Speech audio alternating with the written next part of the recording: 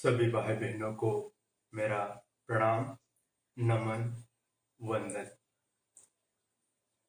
गायत्री महामंत्र। ओम भूर्भुवः स्वः तत्सवितुर्वरेण्यं भर्गो देवस्य धीमहि धियो यो नः प्रचोदयात्। ओम गुरु ब्रह्मा गुरु विष्णु गुरुरेव महेश्वर गुरुरेव साक्षात् परब्रह्म तस्मै श्री गुरुवे नमः। अखंडमंडलाकारं व्याप्तं येन चराचरं तत्पदं दर्शितं येन तस्मै श्री गुरुवे नमः।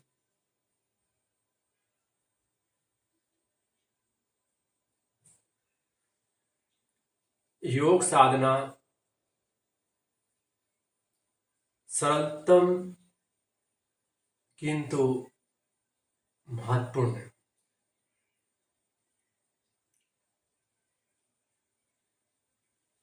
सरल एवं महत्वपूर्ण योग साधना। योग साधना का एक ही उद्देश्य कि परम पिता परमेश्वर से मिलन और अखंडानंद परमानंद का सुख प्राप्त करना, यही उसका योग साधना का उद्देश्य है। योग साधना सरलतम एवं महत्वपूर्ण। मैं लक्ष्य तक पहुंचना, लक्ष्य पहुंचने के लिए कई माध्यम हो सकते हैं।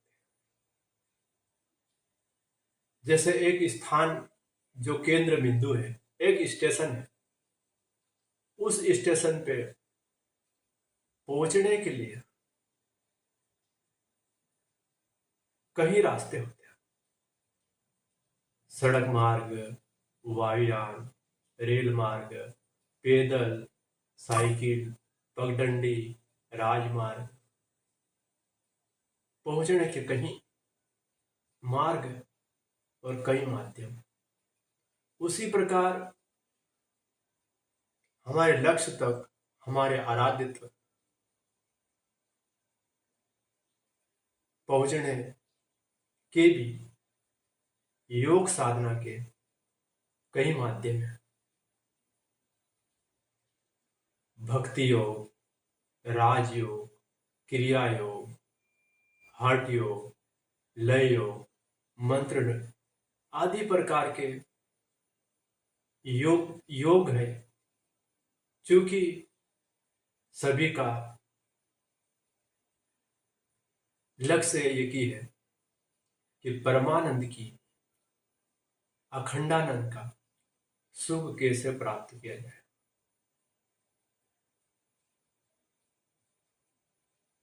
भाई बहनों, योग साधना सरलतम किंतु महत्वपूर्ण। ये गुरुदेव कह रहे हैं। गुरुदेव ने इन योगों को विनिर्मित कर प्रज्ञा योग साधना, प्रज्ञा योग साधना का नया निर्माण कर दुनिया के सामने प्रज्ञा योग आसन सरलतम एवं महत्वपूर्ण बताया गया। प्रज्ञा योग, प्रज्ञा योग साधना में हमारी लक्ष्य की पूर्णता तय हो जाती।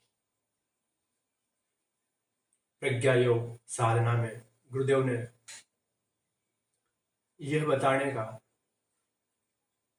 प्रयास किया गया है कि शरीर को कैसे निरोग रखें, मस्तिष्क को कैसे संतुलित रखें और मानव जीवन को जीते हुए अनुकूल प्रतिकूल लाभ हानि में भी व्यक्ति कैसे आनंदित प्रफुल्लित होकर जिया जाए। समस्या आती किंतु व्यक्ति समस्याओं से घिरने के कारण अपने जीवन को लथपथ कर लेता। कारण यह बनता कि व्यक्ति योग साधना नहीं करता और योग साधना के बदौलत व्यक्ति शारीरिक निरोगता तो बनाए रखता, साथ साथ में मानसिक संतुलन को भी संतुलित मस्तिष्क रखता, अपने मस्तिष्क को विचलित नहीं होने देता। ये प्रज्ञा योग साधना में आता। प्रज्ञा योग साधना में विशेषकर गुरुदेव ने यह बताने का प्रयास किया गया कि शारीरिक और सामाजिक योग साधना। शारीरिक योग साधना में व्यक्ति आसन, प्राणायाम, बंद और मुद्रा के माध्यम से इनकी साधना करने से व्यक्ति का मूलाधार अर्थात जनेंद्रिय से सहस्त्रार तक के हमारे जो चक्र है, चक्रों में चेतनता आने लगती है, चक्र जागृत होने लगते हैं और चक्र जागृत होने से हमारी निरोगता बनी रहेगी, अलस प्रमाद से दूर रहेगा। चेतनता हर घड़ी व्यक्ति मन और मस्तिष्क उसका चैतन्य रहेगा। स्मरण शक्ति व्यक्ति बढ़ जाए, जीवनी शक्ति का अभाव नहीं रहेगा। व्यक्ति नाना प्रकार के भोजन ग्रहण करता रहता, स्वाद इंद्रिय के माध्यम से वो हमारे शरीर को पोषक तत्व तो मिलता ही, साथ साथ में उसकी जीवनी शक्ति को भी घटाता है। स्वाद इंद्रिय और जन इंद्रिय ये हमारे बहुत महत्वपूर्ण है और इन्हें स्वाद इंद्रिय और जन इंद्रिय पे हमारा स्वास्थ्य निर्भर होता है और इन्हीं के ऊपर हमारी जीवनी शक्ति बनी है। प्राण का प्रवाह ऊर्ध्वगमन होने लगता है ये योग साधना के माध्यम से। शारीरिक साधना में व्यक्ति यदि निरोग रहने के लिए अभ्यास करे 10 या 15 मिनट तो व्यक्ति स्वस्थ व्यक्ति अपनी निरोगता बनाए रहे, रोगी होने के पूर्व की तैयारी। योगासन, प्राणायाम और मुद्रा है, हर व्यक्ति के लिए बहुत जरूरी है, क्योंकि इन साधनाओं को करने से किसी प्रकार की हानि की संभावना नी के बराबर रहती है। पर कारण है कि थोड़े बहुत नियम कायदे का पालन करें। शरीर में दो भाग काम करते रहते हैं, काया और चेतना। तप के माध्यम से काया को तपाना, शोधन करना, ये तप है। और चेतना का परिष्कार करना योग है। तप से काया का शोधन होता और योग से चेतना का परिष्कार।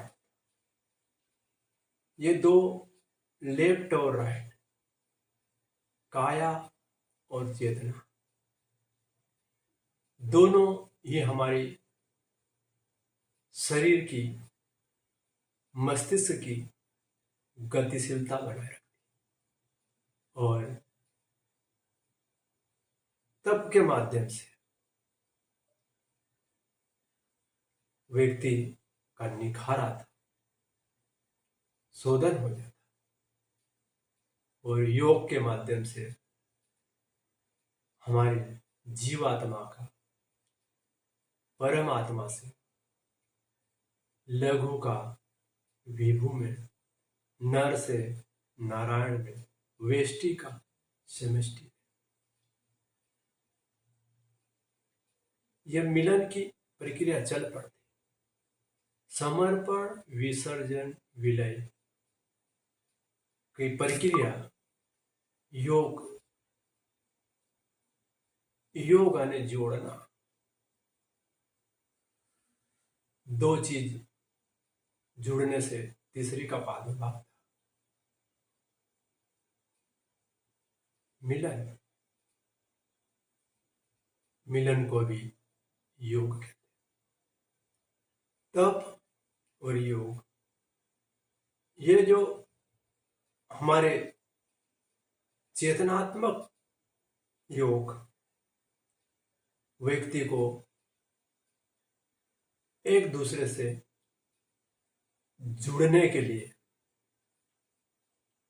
एक दूसरे से जोड़ना, जुड़ना, यही हमारी योग से मिलने वाली लाभान्वित प्रक्रिया है।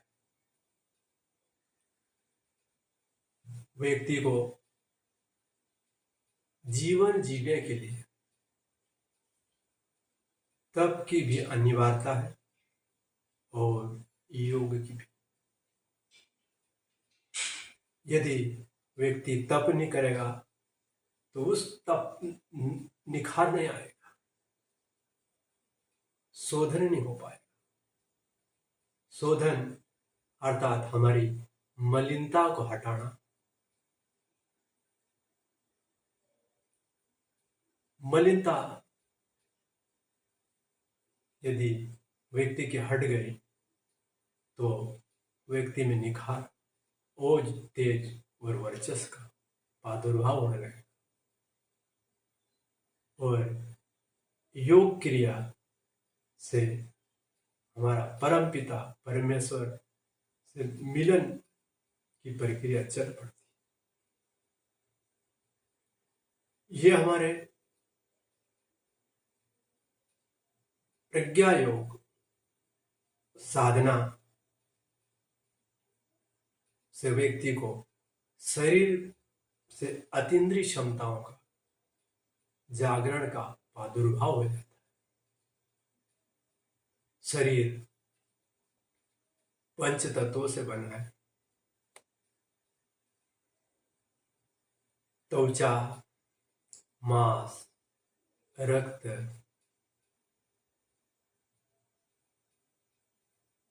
हड्डी और मज्जा। 5 तत्व में पृथ्वी, जल, अग्नि, वायु और आकाश, ये हमारे स्थूल शरीर के भाग हैं। इससे हमारा शरीर का निर्माण हुआ। इसी में घुला हुआ सूक्ष्म शरीर, सूक्ष्म शरीर में अन्नमय कोश, प्राणमय कोश, मनोमय कोश, विज्ञानमय कोश और आनंदमय कोश,